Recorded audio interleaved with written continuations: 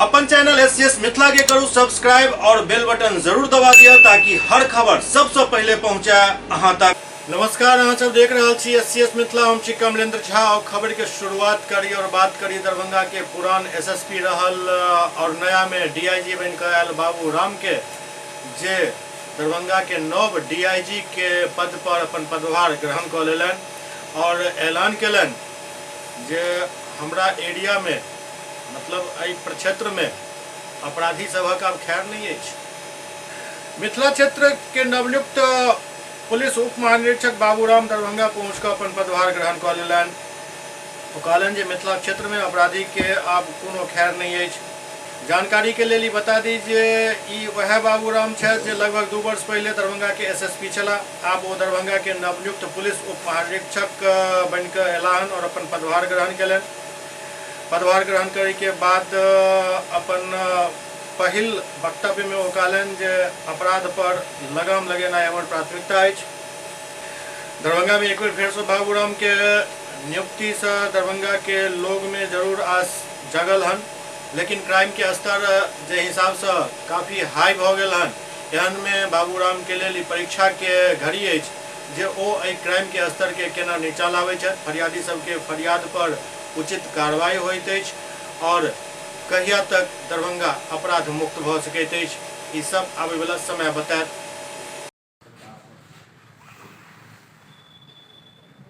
बताओ, तैयार हो जाइए।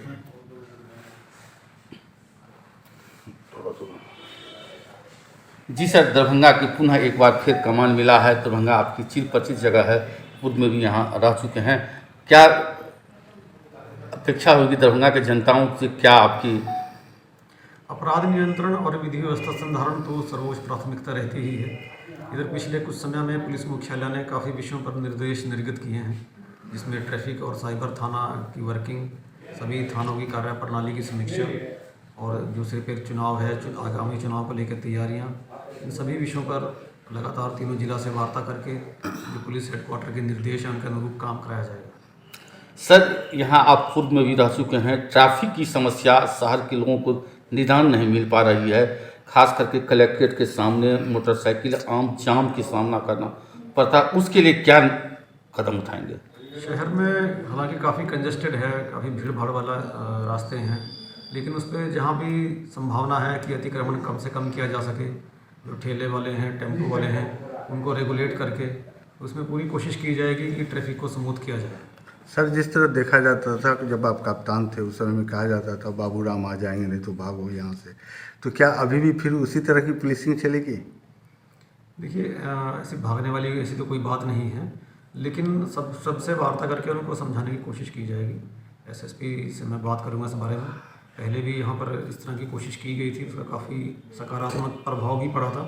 तो जितने भी जो ठेला हैं, जो टेम्पो जहाँ तहाँ खड़ा कर देते हैं बीच में, जिसकी वजह से जाम लगता है, उनको नियमित करके जरूर जाम से मुक्ति दिलाने की पूरी कोशिश की जाएगी। इस क्षेत्र के जनताओं के लिए क्या संदेश देना चाहेंगे?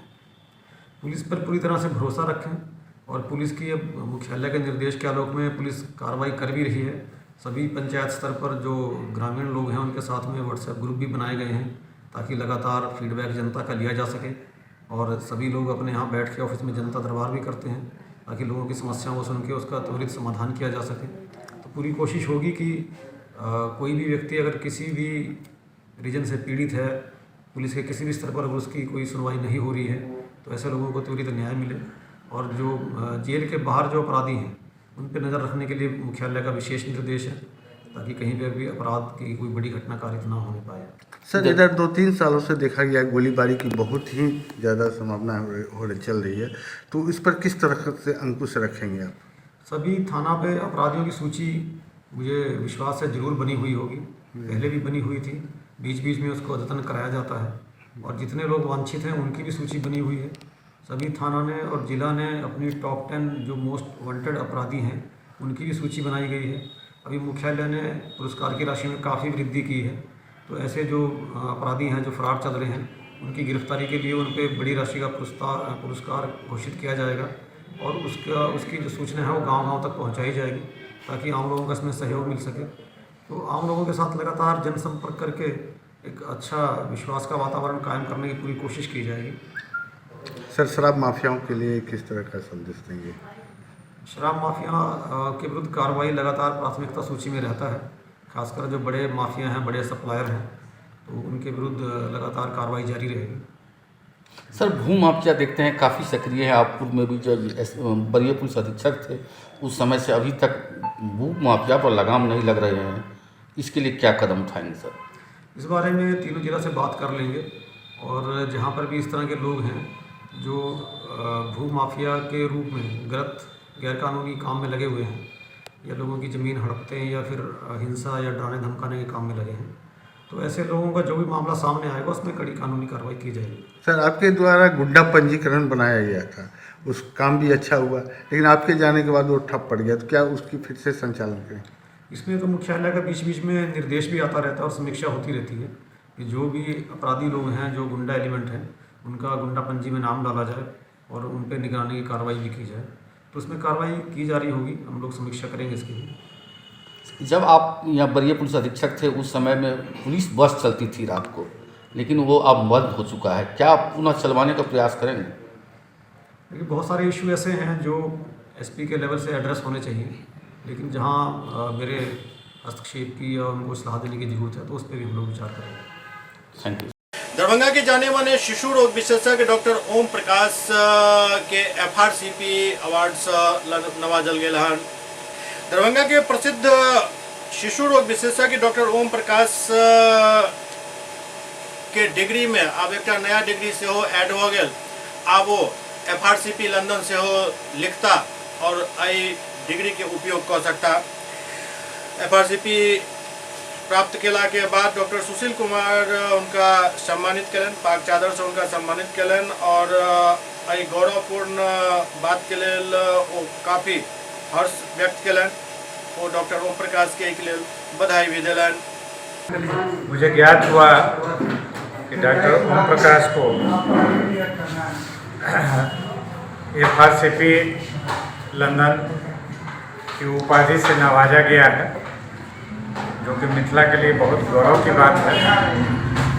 और सबसे खुशी की बात यह है कि इन्होंने अपने जीवन पर्यंत जो अपने विषय को, अपने ज्ञान को अपने विद्यार्थियों के बीच में वितरित करने का प्रयास किया, जो ट्रेनिंग इन्होंने भारतवर्ष में फैकल्टी के रूप में दी और जिस डेडिकेशन के साथ ये काम करते हैं, जो ज्ञान वृद्धि के लिए इनका निरंतर प्रयास रहता है, उसको एक रिकॉग्निशन मिला है।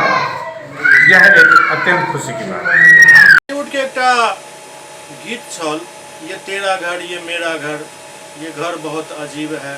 यह है कि अखन चरितार्थ भ रहल अछि दरभंगा एम्स पर, जत ये तेरा एम्स ये मेरा एम्स, ये एम्स बहुत अजीब है वाली स्थिति उत्पन्न भ गेल हन। ताजा मामला ये जे अखबार में एक खबर आयल, दरभंगा एम्स के जे बाधा छल वो दूर भ गेल हन। केंद्र सरकार स्वीकृति प्रदान कऽ देलक अछि। ओहिके बाद दरभंगा के सांसद गोपाल जी ठाकुर पहले पर अपन भड़ास निकालनि, 1.5 हाथ के स्क्रिप्ट भेज दिलन। आब जेडीयू किया पीछा रहता, जेडीयू भी एहि पर खूब राजनीति कर रहल अछि। कखनो संजय झा, कखनो एतऽ के लोकल विधायक और प्रवक्ता सब अपन राजनीति कर रहल छथि। एहि कड़ी में विनय चौधरी भी दरभंगा एम्स के स्वीकृति मिल जाय पर अपन प्रतिक्रिया दैत कहलनि जे बहुत पहले भ जेबाक चाही, 1.5 ही सही लेकिन ई भेल, आब जल्द ही एहि पर काम शुरू भ जायत।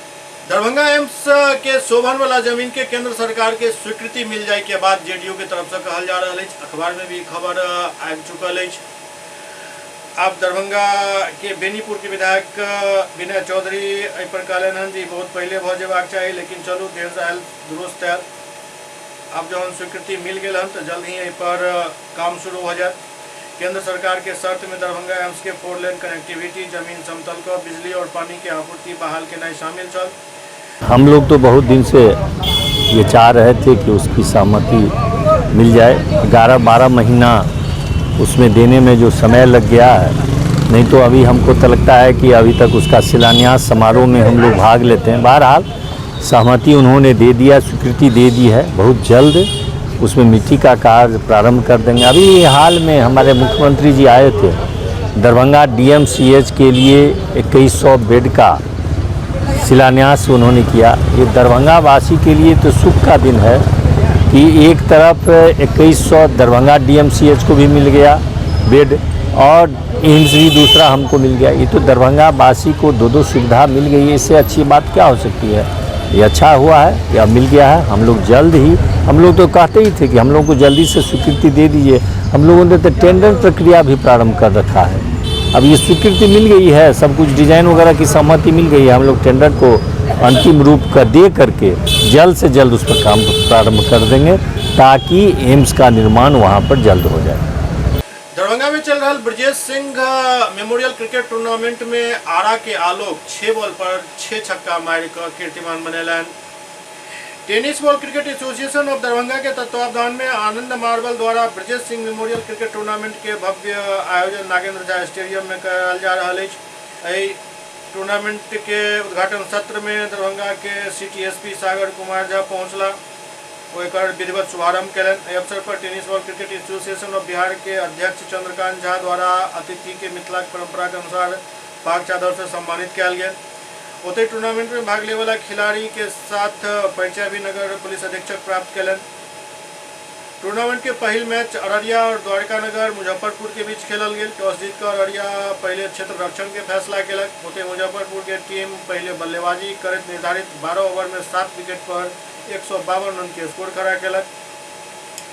जायमे बल्लेबाज मनीष 40, गौरव 50 और छोटू 16 रन के योगदान दिलन। ओते अररिया के टीम 152 रन के लक्ष्य के पीछा करे 9 विकेट के नुकसान पर निर्धारित ओवर में मात्र 39 रन पर ही सिमट गए और इस तरह से अररिया 113 रन से पराजित हो गए। ओते प्रथम दिन के दोसर मैच में ब्रदर 11 आरा पहले बल्लेबाजी करे निर्धारित 12 ओवर में 6 विकेट के नुकसान पर 210 रन के विशाल स्कोर खड़ा कर दिलक। जायमें मनीष ताबड़तोड़ धुआंधार बल्लेबाजी करे 95 रन के योगदान दिलन और मैन ऑफ द मैच बनला। दोसर ओर दरभंगा के टीम मात्र 114 रन ही बना सकल। वहीटम आरा और दरभंगा के बीच सबसे मनोरंजक पल हो रहा जखन आरा के आलोक कुमार अमन 6 गेंद पर 6 छक्का मार कर एक रिकॉर्ड कायम केलन। आलोक 10 गेंद पर 48 रन बनाकर आउट भेला। नागेंद्र झा स्टेडियम में उपस्थित मंच पर टेनिस क्रिकेट बॉल एसोसिएशन के जितने भी पधारक हैं उन सभी को एवं जो खिलाड़ीगण उपस्थित हैं, अभिभावकगण एवं मीडिया के बंधुओं, आप सभी लोगों को मैं सबसे पहले नव वर्ष 2024 की हार्दिक शुभकामनाएं देता हूं। जैसा कि मुझे अभी अवगत कराया गया कि जो दिवंगत आत्मा है उनको हम सब लोग मिलके इस अवसर पर श्रद्धांजलि भी समर्पित करते हैं। उनके द्वारा जो दरभंगा क्रिकेट के ये जो योगदान पूर्व में दिया गया है उसके लिए हम सभी लोग ऋणी रहेंगे और यह बहुत ही सौभाग्य की बात है कि उनके नाम से यह टूर्नामेंट जो है वो कराया जा रहा है। एससीएस मिथिला में वक्त हो रहा है ब्रेक के बाद समाचार सिलसिला जारी है।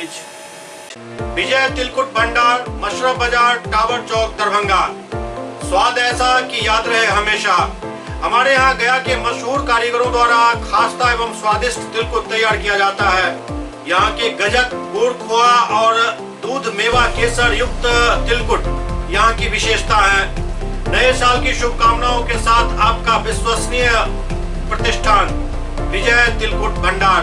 हमारा संपर्क नंबर है 8298626013। दूसरा संपर्क number 6206854154। Global health care and diabetes research centre, जो बिहार में पहला अंतर्राष्ट्रीय तकनीक एवं आधुनिक सुविधाओं से लैस सुपर स्पेशलिटी डायबिटीज केंद्र है, जहां एक छत के नीचे डायबिटीज से संबंधित सारी सुविधाएं मौजूद हैं, जैसे कि diabetes heart care, diabetes eye care, diabetes neuro care, diabetes foot care, diabetes pharmacy, और डायबिटीज प्रयोगशाला। पता जीसस एंड मैरी स्कूल के पास, रहमगंज, दरभंगा।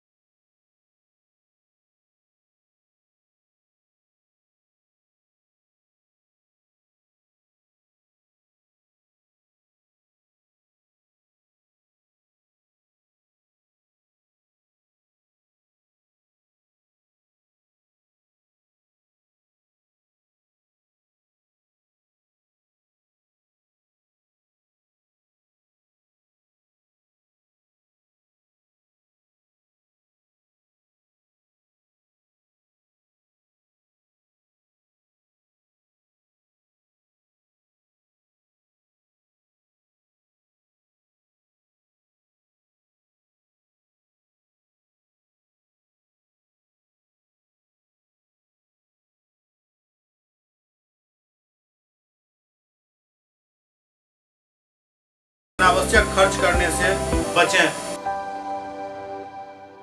एक ही जगह, एक ही छत के नीचे दांत, मुंह और जबड़ा के संपूर्ण समस्या के इलाज 9 विभाग के विशेषज्ञ डॉक्टर द्वारा कयल जाइत अछि। 3 दशक से भी अधिक से अहाँक सेवा में तत्पर बिहार के गौरव Mithila minority dental college and hospital, Ekmi Ghat, Darbhanga. एतो सुबह 9 बजे से शाम 4 बजे तक हर दिन दांत, मुंह और जबड़ा से संबंधित समस्या के इलाज कयल जाइत अछि। अधिक जानकारी के लिए कॉल करो 9832760000 पर। ब्रेक के बाद पुनः स्वागत है। दरभंगा के लहरिया पोलो मैदान अवस्थित ऑडिटोरियम में उर्दू पर एक कार्यशाला के आयोजन भेल, जेकर उद्घाटन दरभंगा के जिलाधिकारी राजीव रोशन द्वारा दीप प्रज्वलित कयल गेल। एहि दौरान काफी संख्या में उर्दू प्रेमी मौजूद छलाह। रोशनी कामयाबी की जमानत है। शमार अफरोजी की रस्म के बाद हम हर जिला में जिला उर्दू जबान सेल के जेर एहतमाम जिला उर्दू नामा की इशाअत होती है। मैं ये आपको बताता चलूं कि दरभंगा जिला से शाये होने वाला आईना दरभंगा जिला उर्दू नामा, जिसमें दरभंगा की मुख्तलिफ अदबी शख्सियात की नस्र के कलाम और उनके की तकरीब अंजाम दी जाए। डीएम सर के मुबारक हाथों से और स्टेट पर रौनक अफरोज मोहम्मद मेहमान के हाथों से ये काम बहुत खूबी अंजाम पाया है। इंचार्ज अफसर जिला उर्दू जबान से जनाब मोहम्मद असलम अली की निगरानी।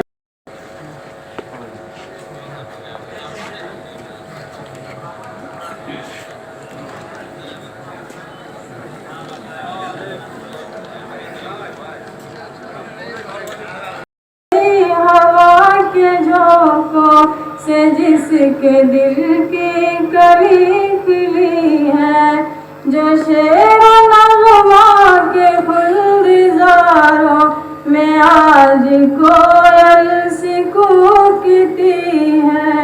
हमारी प्यारी ज़बान उर्दू, हमारी नगमों की जान उर्दू, इसी ज़बान में हमारे बचपन ने माँ से लोरियाँ सुनी है। ज़बान होकर इसी ज़बान में कहानियाँ इश्क़ ने कही है। इसी ज़बान के चमकते हीरों से इल्म की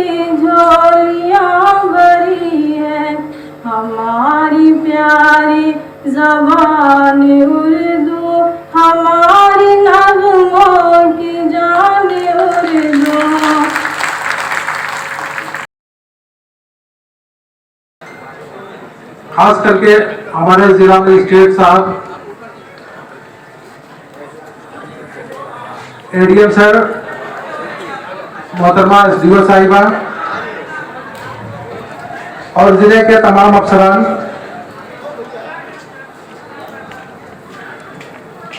और हमारे सामने तशरीफ फरमा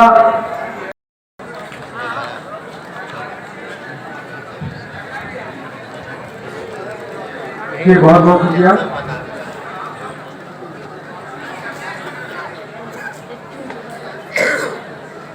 आज के इस इस्तकबालिया कलिमात की शुरुआत मैं एक शेर से करना चाहूँगा।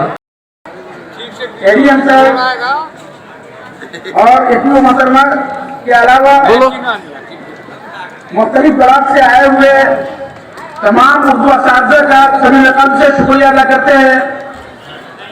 हमारा प्रोग्राम 3 हिस्सों पर मुश्तमिल है। पहला हिस्सा इस्तकबालिया पर मुश्तमिल, जो भाईचारा पैदा करे, अमन लेके आए, शांति लेके आए और संस्कृति को और उसकी विरासत को एक नए पायदान पर लेके जाए। बिहार इस बात पे गर्व कर सकता है कि उर्दू यहाँ की दूसरी राजभाषा है और दरभंगा इस बात पे गर्व कर सकता है कि यहाँ उसके चाहने वाले बहुत ज्यादा हैं। अभी असलम अली जी ने कहा और हम लोग भी महसूस करते हैं कि जब भी कोई बड़ी कार्यशाला, बड़ा आयोजन हम लोग इस प्रेक्षागृह में रखते हैं तो बाकी तैयारियों के साथ एक सवाल है। आप लोगों का अपनापन है, लगाव है, जुड़ाव है। जो हमारी कुर्सियां कम पड़ गई हैं परंतु आप लोगों का प्यार कम नहीं हुआ है। हमारे संविधान में 22 भाषाओं को स्थान दिया गया है। दरभंगा में 10 जनवरी के राजद के कार्यकर्ता संवाद कार्यक्रम आयोजित हो जा रहा है, जेकर तैयारी जोर शोर से कैल जा रहा है। राष्ट्रीय जनता दल के प्रदेश और राष्ट्रीय नेतृत्व के निर्देश पर 10 जनवरी के दरभंगा में राजद कार्यकर्ता संवाद सम्मेलन हुआ जा रहा है। सम्मेलन के सफलता के लिए राजद जिलाध्यक्ष उदय शंकर यादव के नेतृत्व में जिला अतिथि गृह में बैठक हुई। बैठक की अध्यक्षता करल जिलाध्यक्ष कहलन जे कार्यकर्ता संवाद सम्मेलन में बिहार सरकार के मंत्री मोहम्मद इसराइल मंसूरी, पूर्व मंत्री अब्दुल बारी सिद्दीकी और प्रदेश के 6 विधायक सहित प्रदेश के 2 और अध्यक्ष अतिथि रहता। उतरे दरभंगा के युवा राजद के प्रधान महासचिव प्रवीण यादव कहलन जे जिलाध्यक्ष उदय शंकर यादव के नेतृत्व में संवाद कार्यक्रम के लोक अध्यक्षता में बैठक चल रहा है। बैठक में जो भी निर्णय लेल जाए युवा राजद दरभंगा और निर्णय में बढ़ चढ़ कर हिस्सा ले और कार्यक्रम के सफल बनाए। राष्ट्रीय जनता दल के प्रदेश एवं राष्ट्रीय नेतृत्व ने यह तय किया है कि 10/1/2024 को राष्ट्रीय जनता दल कार्यकर्ता संवाद सम्मेलन करने जा रही है, जिसमें बूथ स्तर तक के कार्यकर्ताओं की यह मिशन है जो उसको लाकर और नेता संवाद करेंगे, जिसमें प्रदेश से लगभग 1 दर्जन नेता इस मिथिलांचल के धरती दरभंगा में आ रहे हैं। उसी का कार्य का प्रारूप कैसे तैयार हो जो 40 जिला में दरभंगा सबसे अव्वल हो, उसकी तैयारी हो रही है। किस तरह की तैयारी रहेगी 10 तारीख को? निश्चित रूप से यहाँ 85,396 बूथ स्तर तक के वर्कर्स बने हैं राष्ट्रीय जनता दल के, तो निश्चित रूप से बड़ी तैयारी होगी। और हमको तो लगता है जो हम लोग अगर कोई साधन मुहैया नहीं कराएंगे तो 10,000 लोग आ जाएंगे। कौन कौन बड़े नेता रहेंगे? नेता में है ये इसराइल मंसूरी साहब, माननीय मंत्री जी, माननीय पूर्व मंत्री अब्दुल बारी सिद्दीकी साहब हैं और 6 माननीय विधायक हैं, 2 प्रदेश के अध्यक्ष हैं, यही लोग हैं। दरभंगा के जिला अध्यक्ष श्री उदय शंकर यादव जी के नेतृत्व में आज हम लोग का बैठक है कार्यक्रम को तैयारी को लेकर के, और जो निर्णय अभी हम लोग को बैठक में लिया जाएगा उस पर हम लोग युवा राजद दरभंगा बढ़ चढ़ के उसमें भाग लेगी और हम लोग मजबूती के साथ इस कार्यक्रम को करने का काम करेंगे। किस तरह से युवा राजद जो सभी दिख रहा है? जैसे कि हम लोग का पूरे प्रखंड के जो भी कमेटी हैं पूर्व में और वर्तमान में जो भी है सभी लोग उस कार्यक्रम में, क्योंकि ये कार्यकर्ता सम्मेलन है तो सारे वर्कर जो हम लोग हैं सभी लोग कार्यक्रम में शामिल होंगे और जो हम लोग को जिम्मेवारी दिया जाएगा माननीय जिलाध्यक्ष जी के द्वारा हम लोग उसको बखूबी निभाने का काम। भगवान श्री राम के ससुराल मतलब जनकपुर से 1100 भार लोक भरिया सब अयोध्या के लिए प्रस्थान कलन। रास्ता में कई जगह लोग सब भरिया सब के स्वागत कलन, मंगल गान गलन। रक्सौल में भी भव्य स्वागत कल गेल। मोतिहारी के भारत नेपाल सीमा स्थित रक्सौल में नेपाल से पहुंचल भार रथ जहां बिहार के मोतिहारी से होकर गुजर कर अयोध्या तक पहुंच चुकल है। दरअसल मिथिला से अवध के लेल ई भार यात्रा चलल छल, जे जनकपुर से यात्रा निकलल।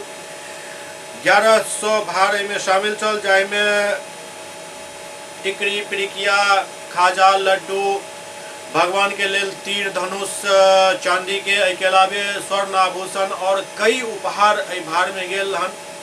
रास्ता में हर जगह लोग सब एक स्वागत कलन।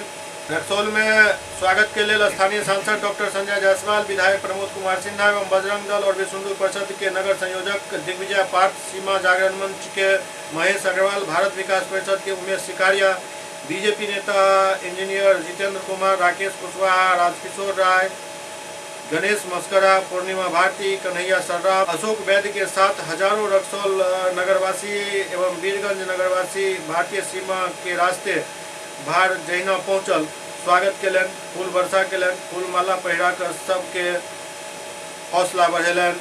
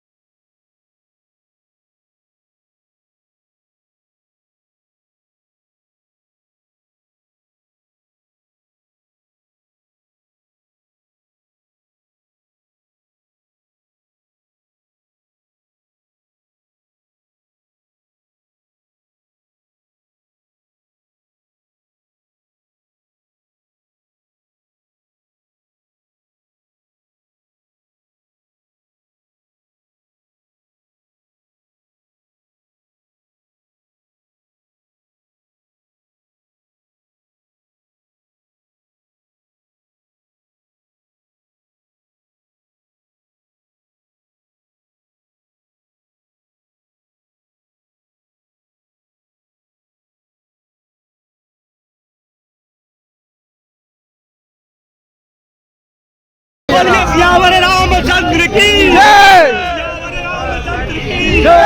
सियावर रामचंद्र की जय।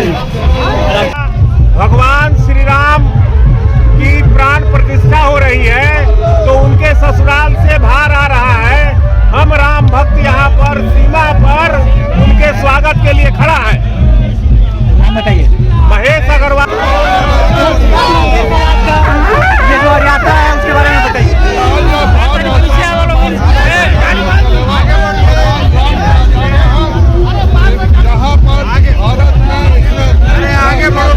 आपको पता ही है हमारे राम जी जो है जनकपुर का दामाद है, तो हमारे सीता जी के मायके से हमारा फर्ज भी बनता है जो वहाँ पर एक नवनिर्मित राम जी का घर यानी कि रामलला का मंदिर बना है जो 22 जनवरी को विधिवत समुद्घाटन और प्राण प्रतिष्ठा होगी। उस अवसर पर जनकपुर सदियों से त्रेता युग से भी एक राम जी का ससुराल है जहाँ शादी रचा गया था और सीता जी से संजोग बना शादी हुआ। उस भूमि से हम लोग किशोरी जी, सीता जी बेटी और बहन की नाते हम लोग सौगात स्वरूप भार ले जा रहे हैं, घरवासक भार, जिसमें हर एक पकवान, आभूषण, गौर गहना, भाड़ा बर्तन, कोई वस्त्र आदि इत्यादि जितने भी होती है बेटी की घर में देने वाले वस्तु, वो सारे वस्तु। लगभग कितने थान गहना जा रहा है माँ सीता के लिए? अब ऐसे हम कोई लिस्ट तो नहीं कहूँगा, लेकिन ऐसा कुछ भी नहीं है जो छोड़े हूँ, और जनकपुर वाला कभी नहीं छोड़े। नेपाल में भी प्रेम और प्रेम जा रहा है, यहाँ प्रेम जा रहा है। नेपाल में बहुत उत्साह है राम मंदिर को लेकर। 550 साल की जो तपस्या, नेपाल नहीं विश्व में उत्साह है। ये हिंदू सनातनों के लिए भगवान राम के ससुराल में किस तरह का माहौल है? भगवान राम की ससुराल तो एक फर्ज बनता है। माहौल क्या होगा, जो हमारे सीता दीदी एक टेंट में रह रही थी, और इतने वाले महल महारानी जनक बाबा का बेटी होकर के हम लोग दुल्हा राम का घर बन रहा है, जिसमें हमारे दीदी भी उसमें जा रही है ससुराल में। दीदी का घर बनना हम लोग के लिए इससे बढ़कर क्या सौभाग्य होगा। चलिए एक बार दोसर तरफ लवकुश रथ मोतिहारी पहुंचल, जहां भव्य स्वागत कयल गेल। लवकुश रथ के मोतिहारी पहुंचे पर भव्य स्वागत कयल गेल। पश्चिम चंपारण के वाल्मीकि नगर से सुगौली होत मोतिहारी पहुंचल ई रथ अवधेश चौक स्थित कोल्हरवा में भाजपा के जिला मंत्री विनोद कुशवाहा के निवास स्थान के निकट पहुंचल। लवकुश रथ के स्वागत के लिए काफी संख्या में महिला और पुरुष मौजूद चला। लोग रथ पर पुष्प वर्षा कर रथ के साथ चलत रहा। एहि दौरान जय श्री राम के नारा से पूरा इलाका गुंजायमान रहा। मोतिहारी के बाद लवकुश यात्रा सीतामढ़ी के पुनौरा के लिए निकल पड़ल। लवकुश यात्रा में पटना से चलल नरेश महतो बतौलन जे विगत 2 जनवरी के भाजपा के प्रदेश अध्यक्ष सम्राट चौधरी पटना में भगवा ध्वज दिखाकर लवकुश रथ के रवाना केलन। लवकुश रथ राज्य के सब जिला में भ्रमण करत आगामी 22 जनवरी के अयोध्या धाम पहुंचत। एहि रथ यात्रा के उद्देश्य है जे लवकुश भगवान राम के पुत्र छथि, एहि राज्य के लवकुश समाज भगवान राम के अपन पूर्वज मानते हैं, और प्रधानमंत्री नरेंद्र मोदी भगवान राम के मंदिर के निर्माण कराकर आगामी 22 जनवरी के प्राण प्रतिष्ठा के यजमान रहता। जाहि दिन अयोध्या आबे के लेल सनातनी के आह्वान कयल जा रहा है। अयोध्या नहीं जाए वाला 22 जनवरी के अपन घर में श्री राम ज्योति जलेता।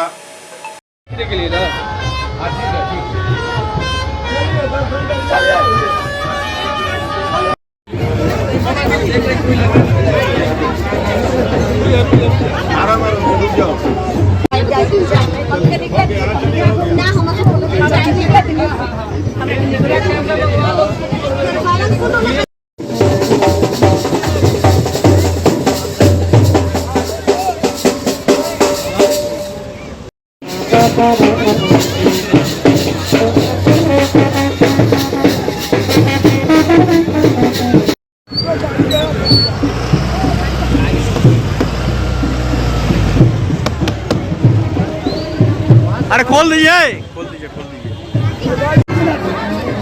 एक मिनट तो भाई लेडीज को जान दो, लेडीज को जान दो,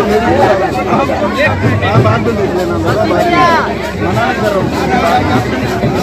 लवकुश रथ यात्रा पिछले 2 जनवरी 2024 को बिहार भाजपा कार्यालय से भारतीय जनता पार्टी के माननीय प्रदेश अध्यक्ष डॉक्टर सम्राट चौधरी जी के द्वारा भगवा ध्वज लहरा करके झंडी दिखाया गया है, और यह लवकुश रथ यात्रा पूरे बिहार के सभी जिलों में भ्रमण करते हुए 22 तारीख को अयोध्या धाम पहुंचेगा। तो लवकुश यात्रा निकालने का लवकुश समाज बिहार प्रदेश का मकसद यही है कि लवकुश भगवान राम जी के पुत्र थे, और लवकुश समाज बिहार के समाज का मानना है कि भगवान राम हम लोग के पूर्वज थे, और हम लोग के पूर्वज का श्री राम जन्मभूमि स्थान पर भव्य राम मंदिर माननीय प्रधानमंत्री आदरणीय नरेंद्र मोदी जी के शासनकाल में बन के तैयार हुआ है। और खास करके हमारे भारतीय जनता पार्टी के विरोधी लोग कहते थे कि भारतीय जनता पार्टी के लोग कहते हैं कि मंदिर वहीं बनाएंगे, तारीख नहीं बताएंगे। तो तारीख का ऐलान हो गया है, 22 जनवरी 2024 को मंदिर में प्राण प्रतिष्ठा होना है। इसके यजमान माननीय प्रधानमंत्री आदरणीय नरेंद्र मोदी जी हैं। इसलिए समस्त हिंदू सनातन समाज के लोगों से अपील है कि अयोध्या चलें, और जो सनातन भाई अयोध्या नहीं चल पा रहे हैं वे अपने घरों में श्री राम ज्योति जलाएं और मंदिर में स्वच्छता अभियान चलाने का काम करें। नरेश महतो, लवकुश यात्रा के सहयात्री। हम लोग 2 जनवरी को बीजेपी बिहार प्रदेश पटना कार्यालय से निकले थे। लौह कुश रथ यात्रा को हरी झंडी माननीय प्रदेश अध्यक्ष सम्राट चौधरी जी के द्वारा दिखाया गया था और अभी हम लोग छपरा सिवान गोपालगंज से होते और वाल्मीकि नगर जो लौह कुश का जन्म स्थली है वहाँ का मिट्टी हम लोग अपने सर पर लगाकर तिलक कर कर और हम लोग वापस पुनौरा धाम जा रहे हैं सीतामढ़ी, जहां मां जानकी का जन्मस्थली है। और इसके बाद संपूर्ण जिला का भ्रमण करते हुए हम लोग अयोध्या में 22 तारीख को जाएंगे। अभी वर्तमान समय में जो बहुत लंबित समय से चला आ रहा विवाद था उसको खत्म करके संवैधानिक रूप से आदरणीय प्रधानमंत्री जी माननीय नरेंद्र मोदी जी के द्वारा 22 तारीख को प्राण प्रतिष्ठा किया जाना है और हम लोग पूरा लौह कुश समाज जो है उनको सहृदय बधाई देते हैं इस कार्य के लिए और हम लोगों से अपील करते हैं कि 22 जनवरी के दिन दीपावली उत्सव मनाएं अपने घर पर। और लौह कुश समाज को कहते हैं कि आपका इतिहास का नवीनीकरण का समय है, इस समय में ज़्यादा से ज़्यादा बढ़कर इस शुभ अवसर का हिस्सा बने और आदरणीय प्रधानमंत्री जी को हाथ को मजबूत करें ताकि विश्व में आपका देश भारत जो है अपना श्रेष्ठ से श्रेष्ठतम स्थिति हासिल कर सके। यही मेरा मुख्य संदेश। नूतन पटेल नाम हुआ, इस लौह कुश रथ यात्रा का हम संयोजक हैं। SCS मिथिला के अंक में खनित हुआ, अगला अंक में फिर कुछ और समाचार संग उपस्थित है। तब तक अपने साथ देखते रहो SCS मिथिला। नमस्कार।